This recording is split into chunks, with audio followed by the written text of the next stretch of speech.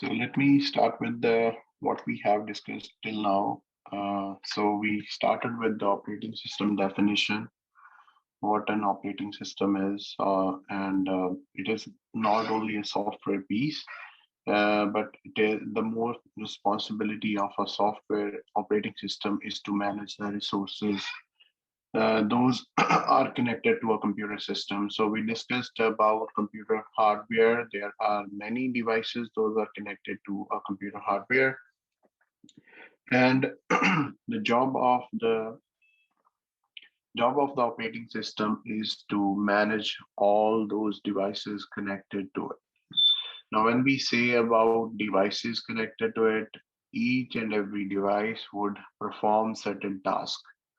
So those tasks are managed by our operating system with the help of CPU.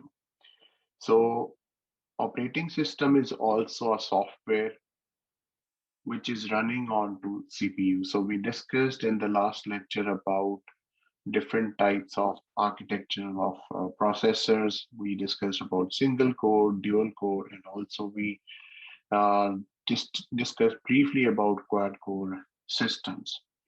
So CPU is a heart of computer system that runs and executes each and every instruction. So operating system is also a software which is executed onto the CPU itself. So there are different tasks those are running. So I say there are different processes those are running. So those processes are managed by CPU or are executed on CPU. And within those executions, we will have some piece of operating system along with some user programs. So our operating system is running user processes,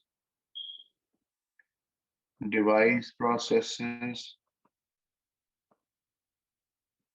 and OS processes.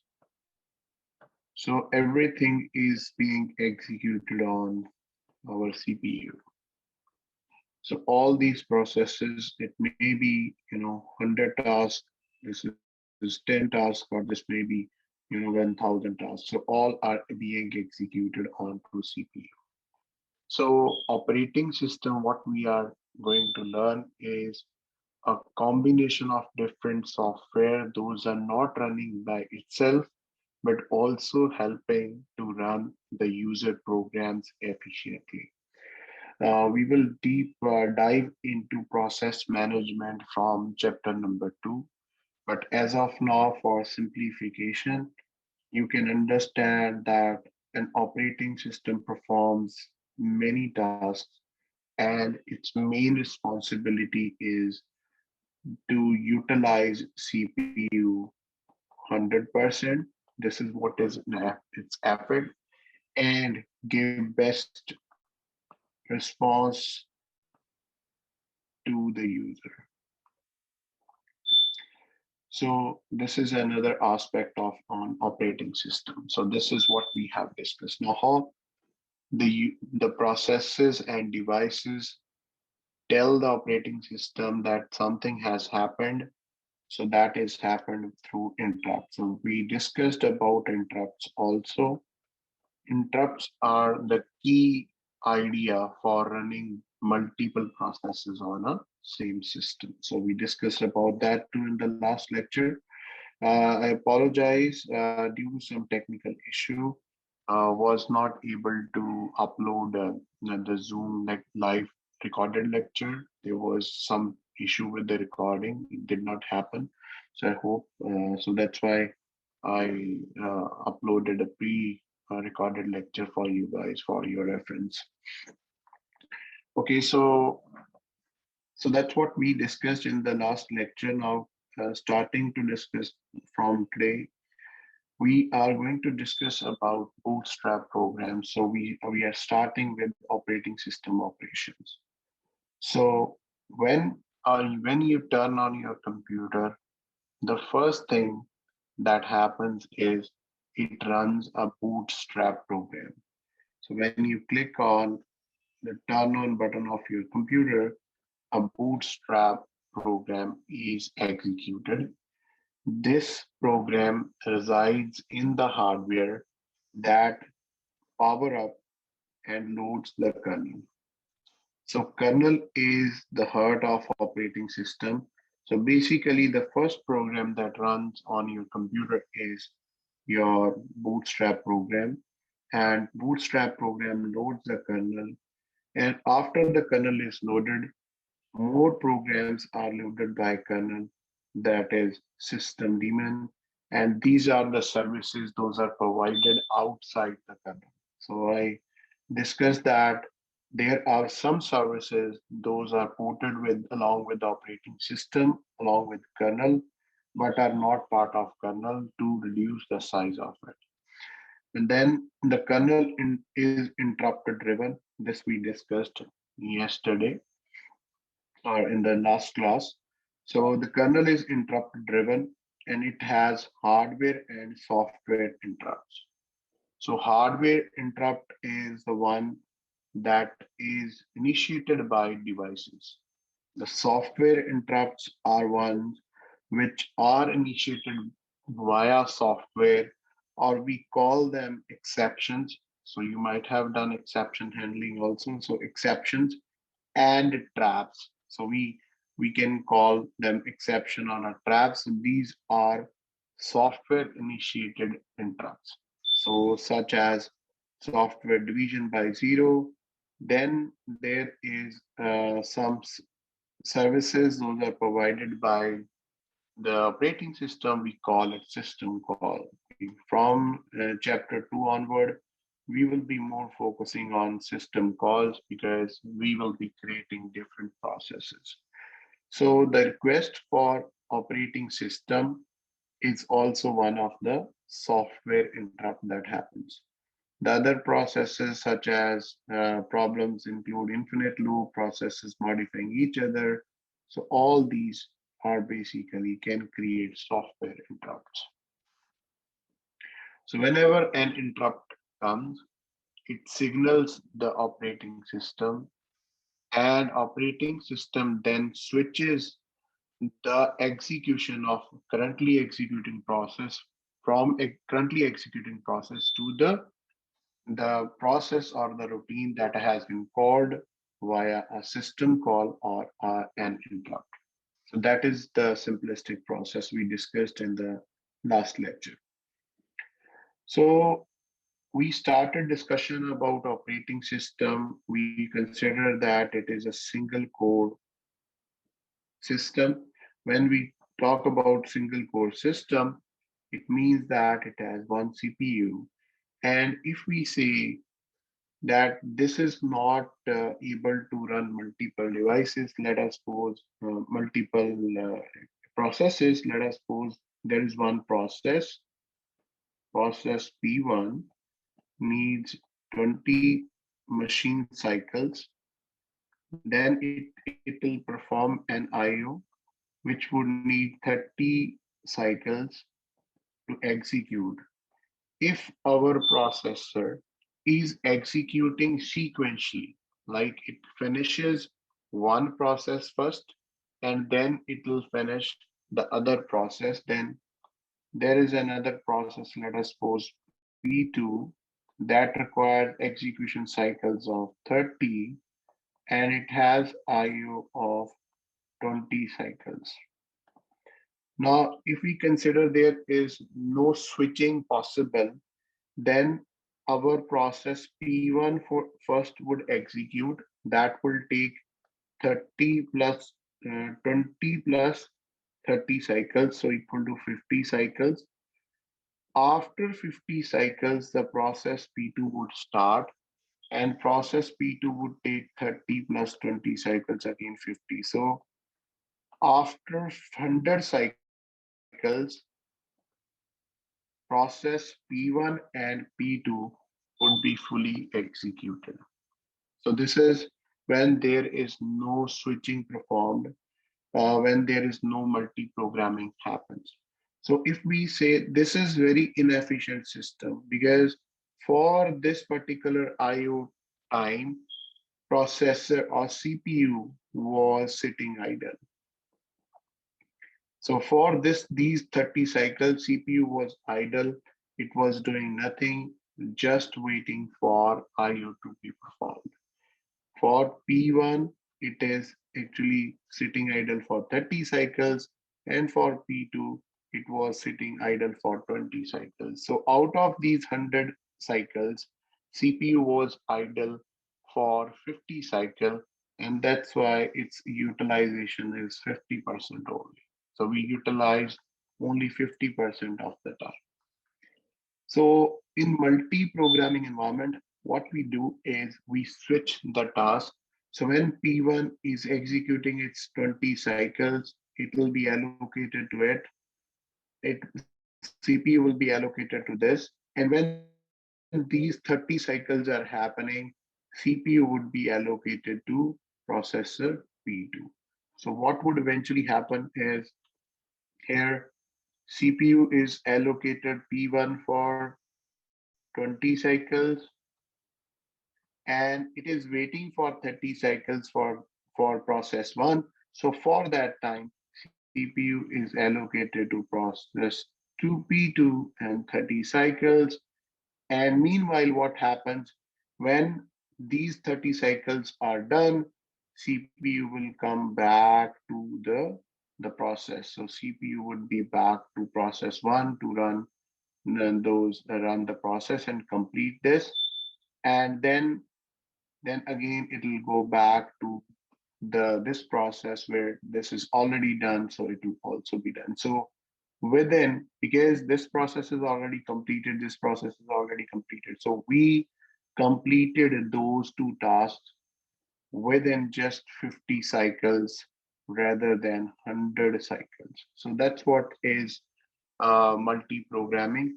We will come back to this switching again. There would be a lot of discussion on this part, how the switching is performed, because this is a main important component of multi-programming. So just an introduction, single user cannot keep CPU and IO devices busy all the time. So multi-programming organizes job so that CPU has always one to execute. A subset of total jobs is kept in the memory. Now, we will discuss that whenever a processor has to execute something, it has to bring that into the main memory. Now, main memory is our RAM. So RAM is main memory, so it has to bring in there. So how to select the job? This is part of job scheduling. We will discuss this later in in the next chapters. And when the job has to wait, OS switches to another job. This is what we have done here. And this is called a multi-programming system. And this is a part of operating system which makes it to run the jobs efficiently. Now, multitasking systems are also an extension to multi-programming system, but here one of the most important thing is the response time. The response time should be very low. It should be switching the task at such a fast speed so that for a user it looks like all the jobs are running at the same time. So that is one of the advantage of this particular system, and multitasking is another attribute for operating system. So each user has at least one program executing the process. There are several jobs, those are available, and the processes, those are not fit into the memory, would be moved in and out. This is called swapping. And then we would be discussing about virtual memory. So as we have discussed, most of our computers, we do have 8 gig or 16 gigs of RAM, but we are able to run programs which are much larger in total, much larger than this particular value. So for that, virtual memory would be helping us, and we will discuss this concept. Yes, please. Any questions? Any questions? Is this May I ask a clear? question? Yes, please. So can you go back to the previous slide? Yes, please. So after we done the multi-programming, how many cycles will be cost to complete the two jobs? So 50 would be the total cycles. So what we done the calculation here, because for IO cycle there is no requirement of CPU cycles because it is already done by IO. We don't need it. And P1, which required, these are the CPU cycles which were required. We split the cycles into how much time the execution CPU is required and how much time the IO is required. So this was the split. So it means that processor P1 needed 20 machine cycle of execution and 30 machine cycles for IO. Hmm. And processor P2 required 30 machine cycles for execution and 20 machine cycles for I. So what happens? So we initially give that CPU to P1, it ran for 20 cycles, and after it started to wait for I, if it is happening sequentially. But we actually switch it to a processor P2, so 30 cycles are used there because there is no returning back. These were not requiring any CPU cycle, so that's why I put in 00 here, and Hmm. all was executed in 50 cycles rather than 100 cycles. We will come to these concepts again, and surely these will be very, very clear to you. Yes, So thank the you. concept here, yeah, yeah, please. So the concept here is in multi-programming system is to keep as many as possible processes in RAM. So if we say as many as, it depends upon your RAM. As we know that the capacity we are increasing. Normally what happens whenever we say that my system got, slower, we say, okay, upgrade your RAM. That would actually help your operating system to perform better. The desktop computers, they do have option, or business computer laptops, they do have provision to extend RAM, but mostly in the Mac computers, we do not have provision to extend. So for such system, as the updates are coming day by day, the same RAM becomes smaller and smaller, and the processes started to increase. I mean to say that for efficient utilization, one of the concept of multi-programming is an important part of operating system, and which is used to run multiple processes into the on your operating system. Sorry, there are pop-ups coming. Just a minute. Okay. So now the next part is dual mode operation. This is also very important part of operating system. We know that operating system would be running two types of jobs in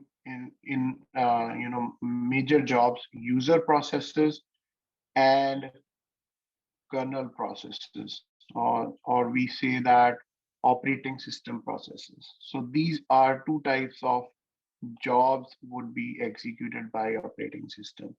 So whenever we talk about user may be good users, or there may be users who wanted to exploit or create problem for the operating system. They may create some software that can indulge in the processing or running or working of the operating system. So what is done for that? That there is a hardware support provided for operating system to protect itself and other subsystems of the operating system. So for that, there is a dual mode that created. There are two modes, user mode and kernel mode. So this mode is happened or controlled by mode bit. Like you know that a single bit, one bit can hold two values. One is 0 and other is 1. So it can distinguish between two levels. So mode 0 and mode 1. So there will be one mode bit for the user and there is one mode bit for kernel. So whenever a mode bit is in user processes can execute, or whenever the mode bit is in kernel mode, only kernel processes can execute. So it is a methodology to distinguish between the processes those are executing. And all the privileged instructions, like there are special instructions we will discuss in next lecture. Those are called system calls. The system calls are the privileged instructions.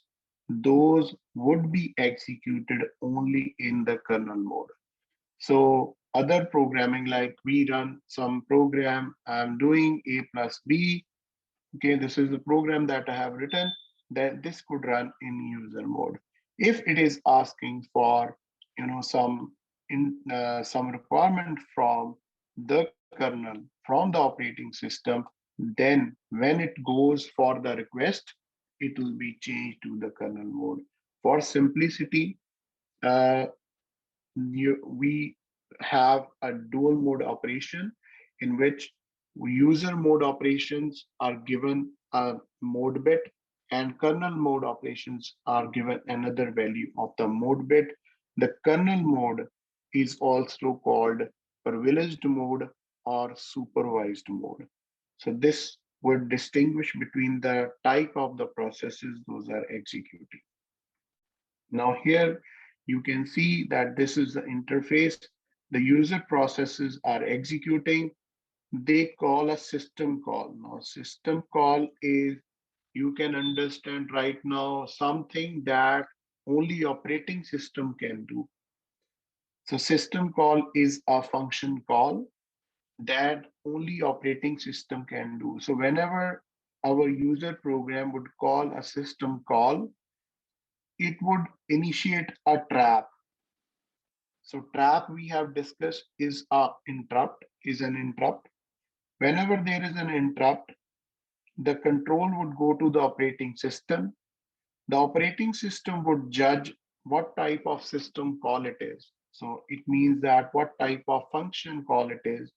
Then based on that, it will check for the parameters of that function and then change the mod bit to the kernel mode. So kernel mode is running at 0 bit or it is kernel mode. So it will make the mode bit 0. So hardware knows that now the mode bit is 0. So this process is running in kernel mode now. Okay, so this then the execution would happen. And once the execution is done, at the end, the control would be returned back to the user program. So it become again a user mode and mode would be set to 1. So I hope this is clear. So basically in dual mode, user and processes modes are happening.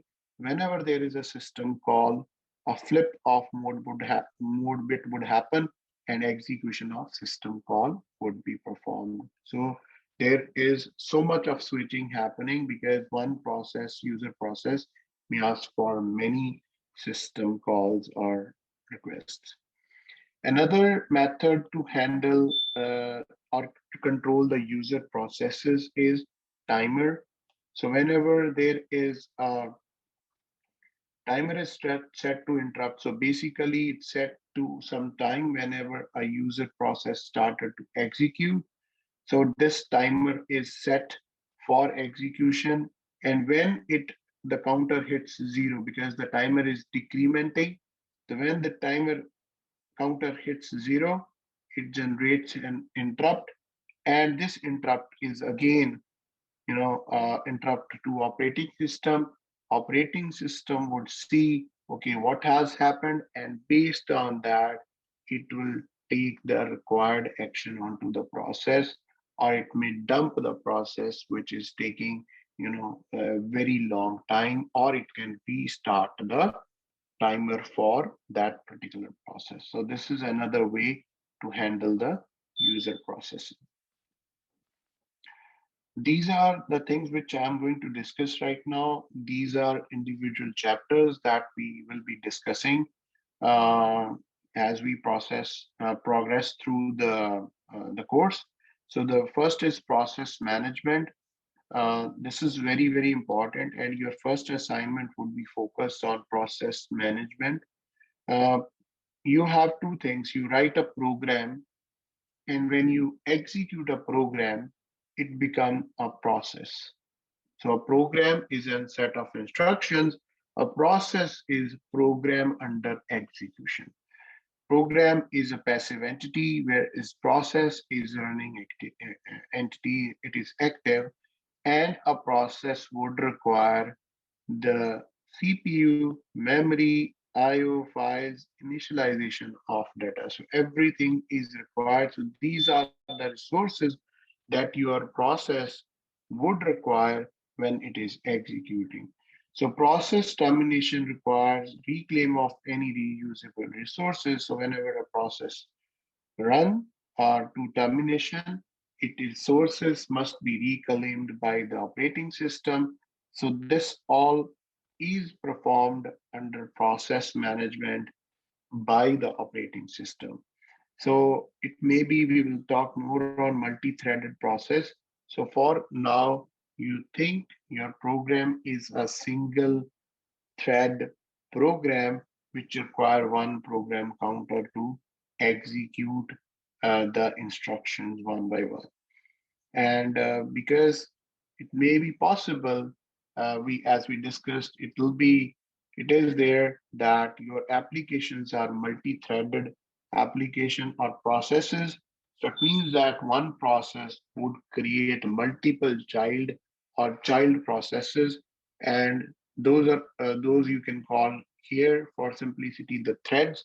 So one process creates multiple threads to execute in parallel or in concurrency. So that concurrency is basically handled using multi-threaded part. So this we will discuss in chapter 4, that how multi-threading would work.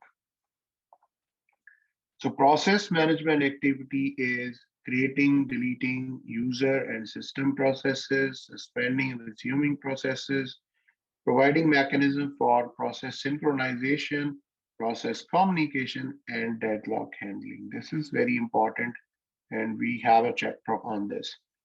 Uh, so creation and deletion. So we discussed resuming and suspending when the switching is performed, like one process is running, then another process started running, then we have to come back to process B1, and then we have process synchronization. So if there are multiple, processes running and they are sharing some resources, such as memory locations, then we need synchronization. We also need process communication. It may be possible that two processes are communicating with each other, so we need process communication and deadlock handling. All that is a part of operating system. Then we have memory management. As I'm discussing, things would be a little clear as we are moving forward. So a program, when it runs, it required that all the instructions, those should be executed by your CPU, must be in the memory. So when I talk about memory, I'm talking about RAM. So it's your primary memory. So whenever you want to run something, you need to bring in the instructions. So here, all or part, this is very important here. So all, you can think today that all the processes or program instructions must be in the memory, but some part is a technique that we will discuss later in this course, or some part of instructions can be bring in and still your process continues to execute. So it has to be program must be kept in RAM. for execution, and this is under memory management process. Yes, yes, please. I just had a question. If you had a program that it could fit its like execution only into the cache, would it do that by itself, or would you have to like explicitly tell it to? Can you repeat Like your question, into Tom? like for instance, let's say you had like 20 megabytes of like CPU cache, right? And a Hmm. bunch of system memory alongside that. But if your Hmm. program could fit only into the cache, could you like would it Hmm. do that like on its own, or would you have to like explicitly tell it to? Okay, so those are the level of memories. So it's not directly that you bring everything. So we know the levels. So here is register, here is cache, here is levels of cache, then here is RAM, and then here is secondary memory. Okay, Hmm. so your program is first bring into RAM, some chunks are taken into cache, Oh, and okay, then okay. some instructions are taken into register. This is happening with the help of hardware. Hmm. So Okay, operating so you system's can't job, bypass that, right? no, Okay, okay. that's a process that has to happen. Okay. So yeah, okay, thank you. So all parts of data needs to be in the program must lie in the memory. The memory management determines what memory or in when to use. So optimizing CPU utilization, computer responses to the user. So it is all about effectively bringing the processes into the memory and then utilizing those. Now, there are different type of scheduling those are happening. So scheduling from secondary to RAM, from RAM to cache, and here it is. There is also happening what we will be discussing only this. So whenever we talk about cache memory, so it is we will discuss the approaches, how it will look for a hit of the data and miss of the data. Hit means the data that was required, because what operating system will do, the processes those are actually executing on CPU, it expects that the data related to that process must be kept in the cache, because that would be the probable next instruction to be executed. So it will try to fetch all the part related to that particular process. So for this, we would be discussing the algorithms, how the cache is managing the content, how RAM is managing its content, and when it will be, bringing the data into it, and how it tries to utilize it to maximum. That all part would come under memory management here. So deciding which processes are would be residing, which goes in and which goes out. That would be basically, we will be discussing in memory management. This is also very important part. Then we have file management. We know that we need logically the data is in bits format. So it's bits format, but we do not see on our computer system, we see the file. So file is, abstract of physical properties to logical storage unit. This is called file. So our data is actually in bits format, but the file system management brings into some more representable information called a file. In Linux system, each and everything is a file, whether it is directory, whether it is device, all are considered as files, and files do have permissions on it. So who can actually use it, who can execute it, who can read it. So all those permissions make Linux system, much more robust for from security aspect. File system management allows us to organize files into directories, and its activities include creating, deleting files and directories, primitives to manipulate files, mapping onto secondary storage, backing files onto a stable non-volatile storage media. So all that would come for file system management. We will not be this focusing more on it rather than the previous two concepts. And another one is the cache management that we will be doing. So then we have a mass storage management. In that we do the operating system handles mounting and unmounting. I don't know if you have used previous Linux systems, then we usually need to mount the devices. So if you plug in USB or you have to use secondary storage, you have to run or do the mounting process first. And then free space management, storage allocation, disk scheduling, partitioning, and protection. So all that part is mass storage management. Again, we will not be focusing much on this aspect of operating system. But caching is very important because this is based on this, the performance of your system would increase if it is handled better way. So it is very important that we talk about more about this. And this is the fastest storage after registered, and it is checked first to determine if the information is there.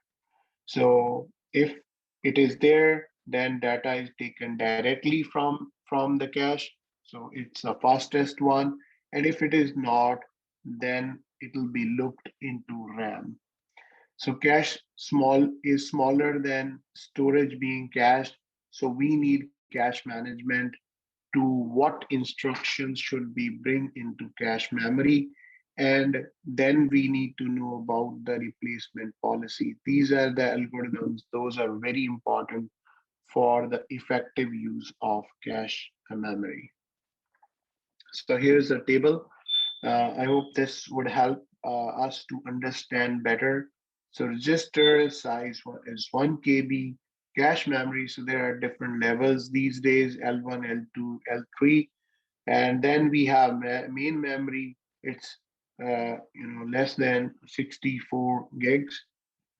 Normally servers do use larger memory sizes, but for desktop computing, it will be smaller than 60, 64-bit or smaller. I remember when I bought my first computer in 2001, I had a 256 MB RAM. So now the change is there within these years. So now the solid state disk is 1 TB, and magnetic tapes are used to hold the data, which is very large. And this is the cheapest storage medium that is available. So each one's size is varying. Each one's access time is also varying. Remember, the CPU is running at much faster time as compared to the devices those are connected. So input output devices are much slower than the CPU itself, and that's why it is able to manage so many processes at same time. So access time for them comes it depends upon the memory. So the access time is also changing or varying as we move forward further. So this is the nearest to CPU, and as we move forward, the distance is increasing. Also, the access time is also increasing. So whenever we talk about this, so here it is. Let us suppose we are making some computation on A. So first it will bring into the main memory. From main memory, it is going to cache, and from the cache, it is going to hardware register. So when a program is running or working on some location, this A has multiple copies. One copy here, one copy here, one copy here, and one copy here. There are 4 copies of it. So if some computation is performed, like A is equal to A plus B, so then this should happen, like how the impact would go back to update all the values of A wherever it is written. So those there are policies how to write back the data that has been updated. So if we say at same time, multiple processes are running and using this data, let us suppose another process is executing at same time because it has already started. So it may be possible that one process is updating this. Let me write down clearly. So A, read B, then A is equals to A plus B. Then we have A, C, and then it is doing A plus C. So these are two processes, those started at same time. What would happen? It may be possible that this process would update this value first as compared to this, but vice versa could also happen. So A is being updated. What value of A should be used by P2 and what value of A should be used by P1? It depends upon a dependency graph. We will discuss that too. And if they are totally independent, then there is a concept called cache coherency. So it basically makes that it enables that the most recent value of a variable should be used for updating the data set. We will come back to this particular part also when you understand the concept of synchronization and updation. There are algorithms about that too. So IO subsystems are, as we have discussed, there are different devices. Those are connected. So each subsystem would require input and output. So to offload the CPU, there are IO subsystems which are mainly responsible for most of the tasks they are doing, and they have a device drivers for specific hardware devices. I hope you understand drivers like a printer driver. So those once those are installed on the operating system, most of the tasks would be handled independently by the IO system, but only the required information would be transferred via interrupts. So this we have discussed that what are interrupts and how a hardware device would interrupt the operating system and thereafter the signal the CPU to tell about the process has completed. Then we talk about protection and security. Protection is a mechanism for controlling access of processes or users to the resources defined by operating system.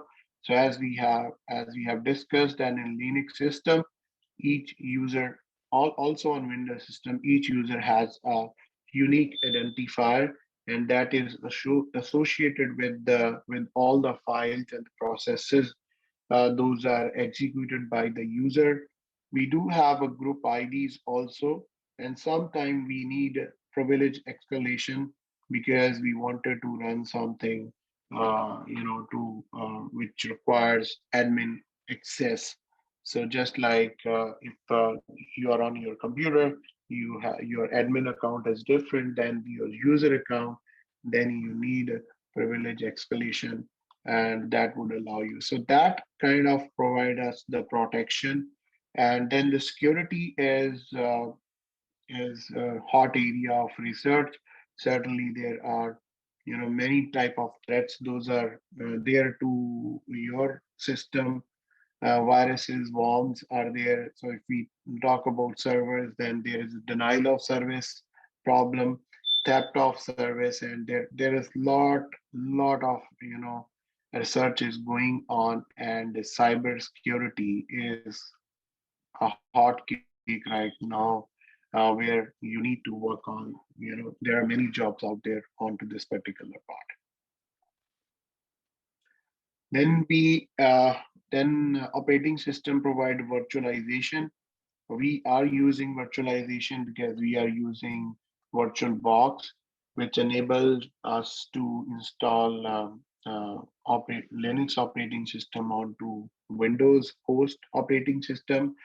There's another version called emulation is used for, simulating the computer hardware in the software itself. So one of the example is Wine. Wine is a software that you can install on Linux. By installing Wine, you can install any window application on Linux system. So that is another emulator. Then we have Peptide IO browser-based emulator that lets you use any iOS app onto any PC. So there are different emulation softwares. And virtualization, we have VMware and VirtualBox. Those enable us to use such technologies. So quickly over to the computing environments. So computing environment, we do have traditional general purpose computers. We could have thin clients, just like the terminals, and those terminals are connected to the terminals. Those do not have any capability to do any computation, so they are connected to main server or so kind of application is running that way. So this is one. Then we have standalone computers that we all are using. So this is kind of application. So standalone general purpose machines are called traditional machines. And then we have we can enable these general purpose machines to connect with other system via wireless networks or LAN networks. So there are LAN, there are MAN and WAN networks. Those enable them to connect these standalone system with other systems. Then we have mobile devices. Those mobile devices, we know that they are running their own iOS, and they do have extra features or sensors to to acquire the data and to share with the Apple or other agencies.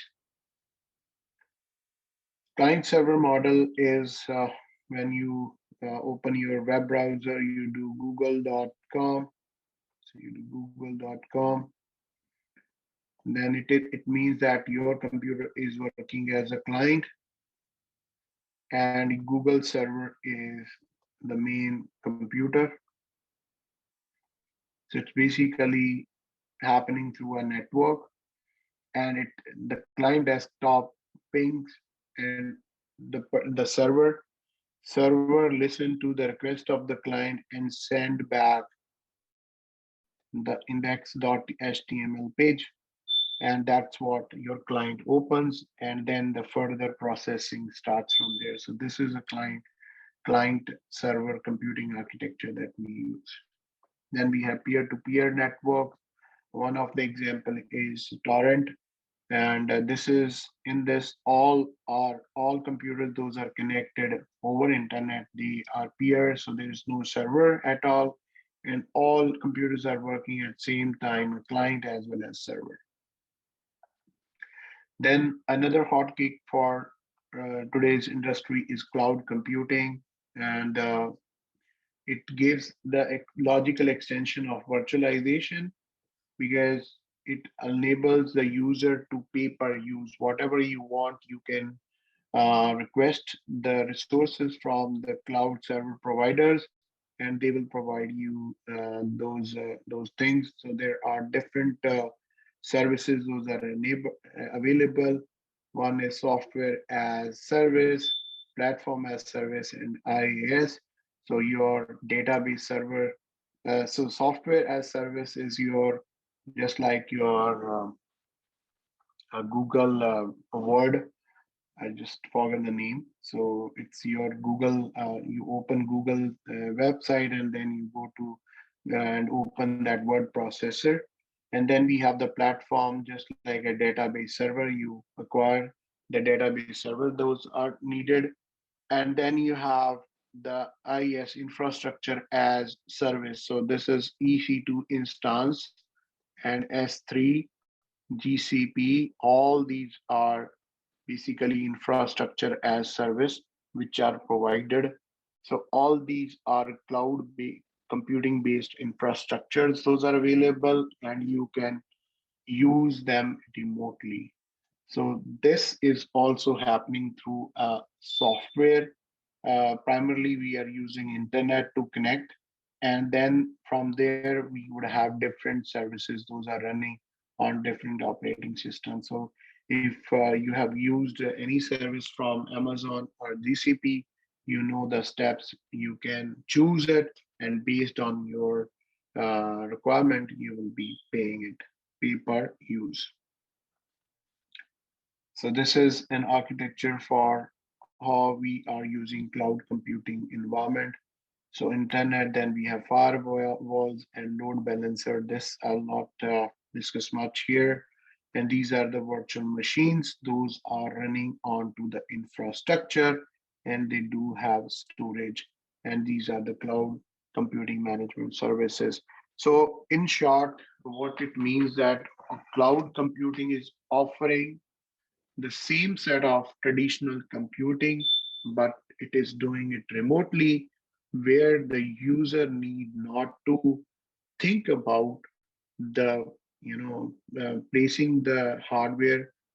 User would just be thinking of to use the effective power that it wanted. So the compute power is provided back to the user by cloud computing environment. And then we have real-time embedded systems. So whenever we talk about operating system, uh, flying flying an aeroplane is all requires a big computer system. So you know about 737 Max. So there was a bug in the software, and that's why that it crashed. So there are many incidents. Those are there.